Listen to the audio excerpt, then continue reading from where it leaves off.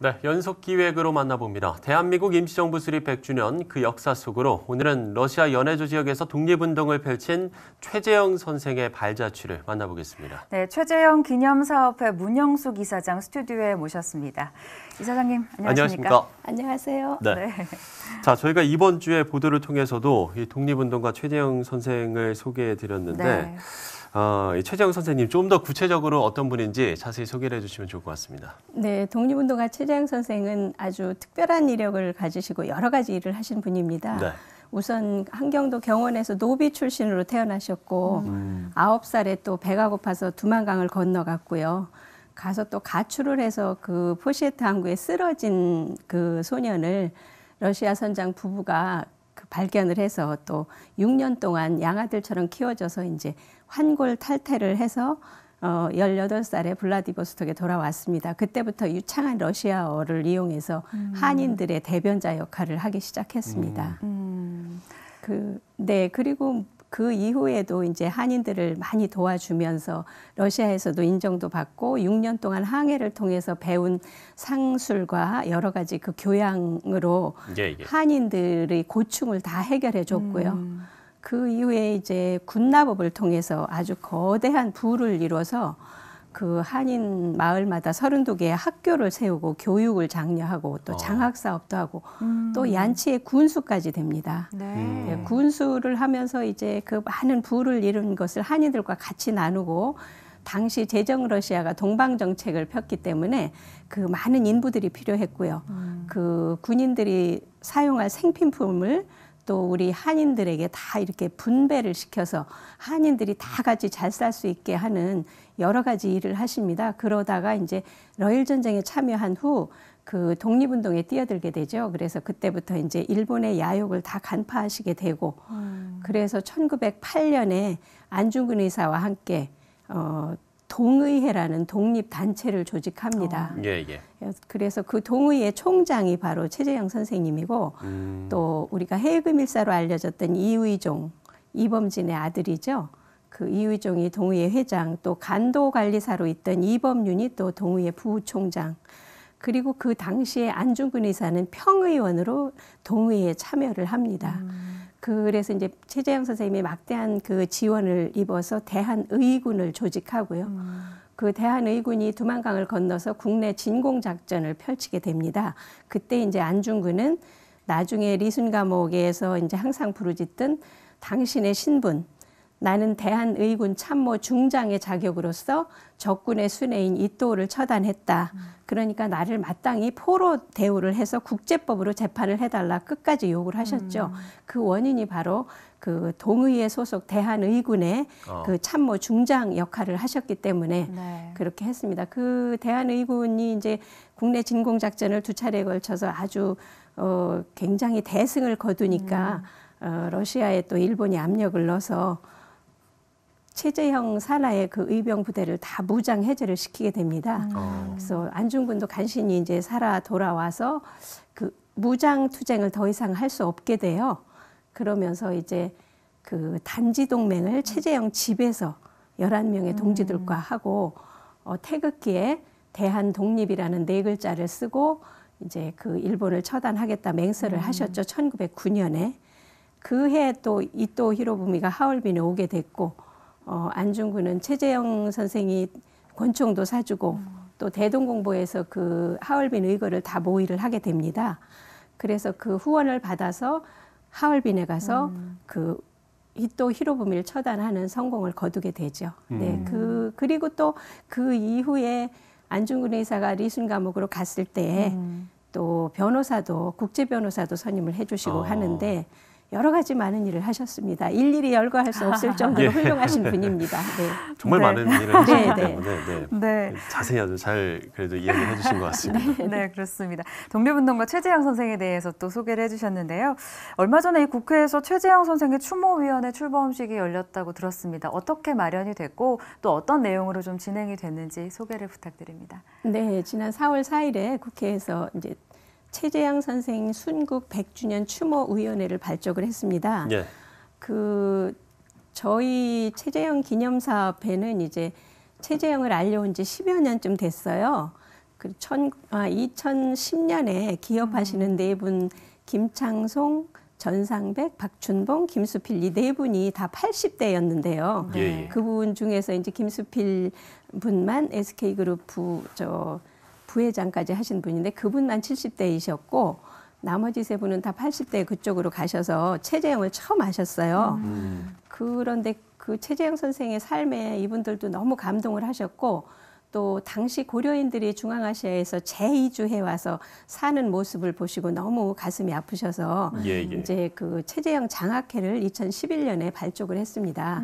그래서 10여 년 동안 고려인 대학생, 현지 대학생과 국내에 유학 온 학생들을 상대로 10시일반 정신으로 계속해서 올해까지 한 85명 정도의 장학금을 수여하고 있었는데 작년부터 이제 그 한민족 평화나눔재단과 그 국회 문광의 위원장을 맡고 계신 안민석 의원 그쪽에 최재형이 이제 많이 알려지게 됐어요. 그래서 같이 손을 잡고 우리가 이렇게 훌륭한 분은 정말 많이 알려야 되고 또 우리가 저는 최재형 선생님이야말로 우리가 롤모델로 기업인의 롤모델, 교육자의 롤모델, 언론인의 롤모델, 또 중요한 독립운동가의 롤모델로 너무나 훌륭한 일을 하신 분이기 때문에 대대적으로 알려야 된다는 취지에서 세 단체가 같이 힘을 합해서 발족을 하게 됐습니다. 예.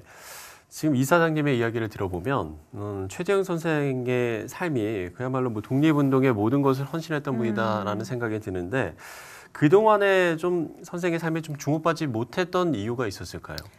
가장 중요한 이유라고 하면 이제 노비 출신이어서 국내에 후손이 없고요. 네. 그 당시 순국하신 1920년 4월 달에는 독립신문에도 크게 났고 또 1962년에 서훈을 받으셨어요. 독립장으로.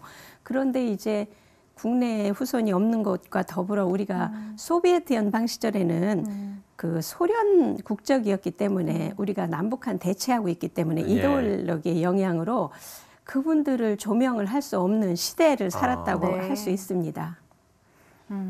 그 앞서서 연해주 이야기도 잠깐 해주셨는데요. 임정모 100주년 기념의 해를 보내고도 있습니다만은 사실 독립운동의 거점으로 연해주에도 임시정부가 마련이 됐었죠.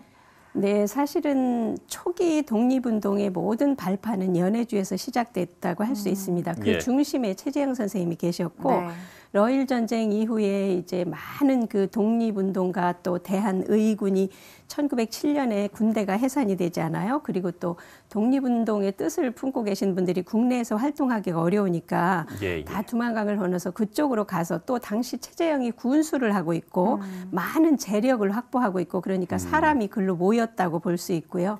그래서 1907년부터 이제 그렇게 모이기 시작해서 8년에 동의회를 시작하고 또 안중근 의거를 성공하고 이런 모든 것들이 그 혼자만의 힘으로 할 수 없지 않습니까? 그래서 그쪽에 굉장히 많은 터전이 이미 이루어졌다가 이제 1911년에 안중근 의거 권업회가 이제 또 그 최재형 선생님이 세워서 그 이후로 계속 독립운동을 하고 또 그러다가 1917년에 러시아 혁명이 일어나잖아요.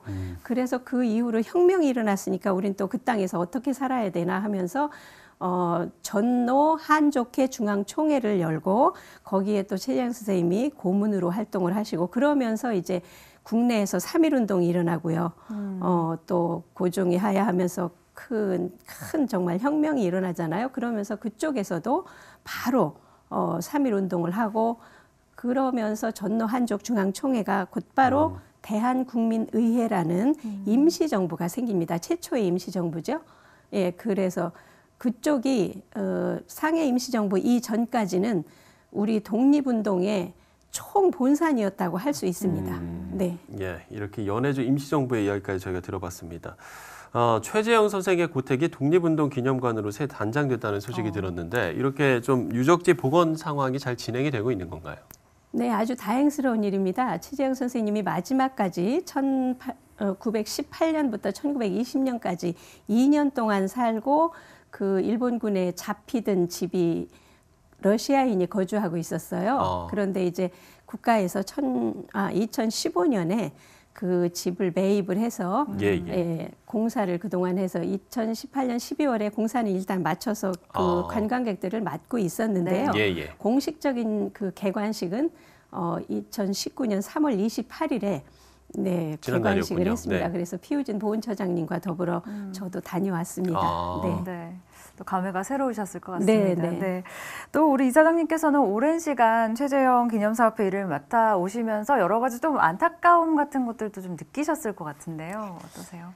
네, 저희가 아주 열악하게 그 최재형 기념사업회를 만드셔서 처음에는 장학회로 출발하셔서 아무 학연이나 지연이나 혈연이 없는 상황에서 아주 순수한 어르신들이 고려인들이 너무 어렵게 살고 있는데 우리가 이 2세대를 도와야 되지 않느냐. 또 우리 말도 잊어버린 이 3세, 4세 대학생들을 어떻게든 도와야 되지 않겠느냐. 그래서 정말 발로 뛰시면서 십시일반 오로지 장학생을 한 명이라도 더 늘리려고 그렇게 이제 순수한 단체이다 보니까 크게 조명할 만한 그 여력도 없었고 그 순수함으로 그냥 계속 가다가 이제 그래도 그나마 임시정부 수립 100주년을 맞아서 올해 여러 단체든 뭐 매스컴이든 많이 조명이 되는 것 같아서 감사하게 생각하고 올해부터 초등학교 4학년 1학기 교과서, 사회교과서에 처음으로 최재형 선생님 이름이 올랐어요.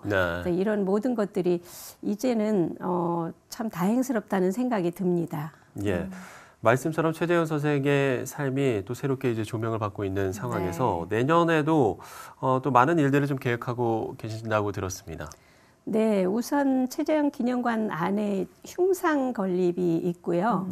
이제 100주년을 맞아서 저희가 기념사업회에서 국제 세미나를 최재형을 중심에 두고 그 당시에 연관된 모든 그런 데를 좀 연구해서 저희가 학술위원을 확보하고 있기 때문에 국제 학술 세미나를 좀 하려고 하고요.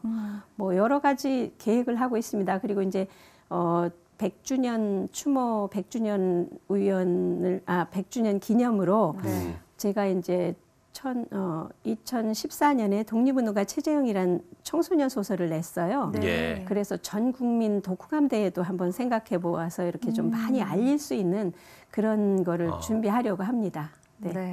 최재형 선생이 조금 더 잘 알려질 수 있도록, 많이 알려질 수 있도록 다양한 활동들도 계획하고 계신데요.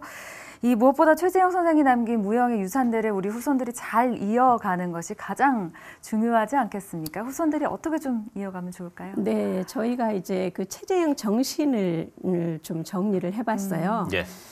그래서 최재형 선생님이 당신이 그 6년 동안의 항해를 통해서 그 선장 부인이 아주 현명한 사람이라서 어머니 교육을 받듯 그렇게 아주 교육을 받아서 환골탈태된 상태에 그 청소년기를 보내고 블라디보스톡에 와서 많은 한인들의 그 대부 역할을 한 이런 거를 볼 때 그 책임이 과연 그 어떤 것인가 1차적으로 나에 대한 책임을 완수하셨고 그 두 번째는 너에 대한 책임으로 나가 아닌 그 주변을 바라보면서 어떻게든 돕고 같이 더불어 사는 그리고 또 마지막으로는 국가에 대한 책임 그런 거를 정리를 해봐서 나눔, 희생, 책임 이런 식으로 정리를 해봤습니다. 그래서 우리가 이렇게 잘 살게 됐고 이제는 좀 주변을 돌아볼 수 있는 경제가 됐다고 판단을 할 때 최재형 선생님처럼 그 모든 부를 혼자서 누리지 않고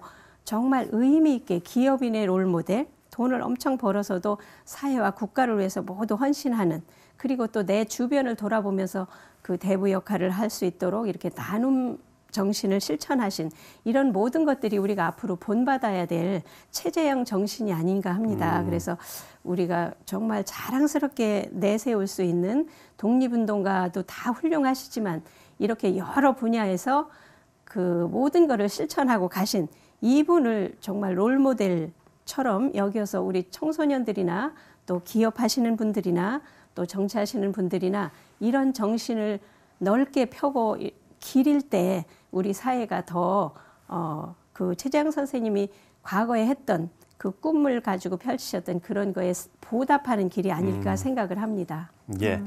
나눔, 희생, 책임. 네, 우리가 네. 본받아야 할 정신인 것 같습니다. 자, 최재형 선생의 발자취 문영숙 이사장과 이야기 나눠봤습니다. 이사장님 오늘 말씀 고맙습니다. 네, 감사합니다. 감사합니다.